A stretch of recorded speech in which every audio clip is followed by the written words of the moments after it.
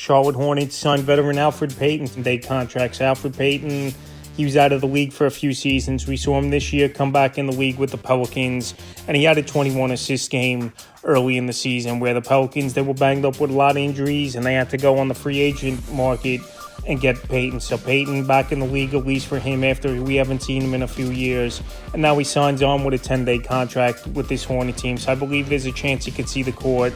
And in 7 games this season with 20.5 minutes a game with the Pelicans, 6.7 points a game, 3.4 boards, 6.9 assists, 1.4 steals, and 50% from the field for Elfrid Payton. So he was never much of a scorer in his NBA career. He had a decent drive to the hoop, but he never developed a shot, and that's why I believe he was out of the league, as well was Elfrid Payton. Like I said, he had some decent years early in his career with the Orlando Magic, and then started bouncing around with the Phoenix Suns, Pelicans, New York Knicks, back to the Suns, Pelicans, and now to the Hornets. To this Hornet team, we know they made a lot of moves at the deadline, getting rid of some players, taking on, obviously, some contracts with picks attached to him.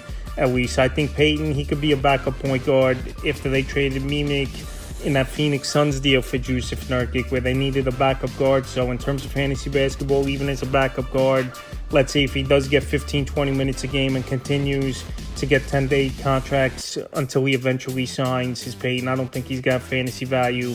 But like I said, if it's one thing he could bring, steals and assists is his specialty, is Payton. But everything else, he's not really going to bring a basketball team or fantasy owners if he has value, if he gets big minutes. Elfrid Payton signs with the Charlotte Hornets, and we'll see if he can continue on 10-day deals till he eventually signs for the remainder of the season, if he could play well.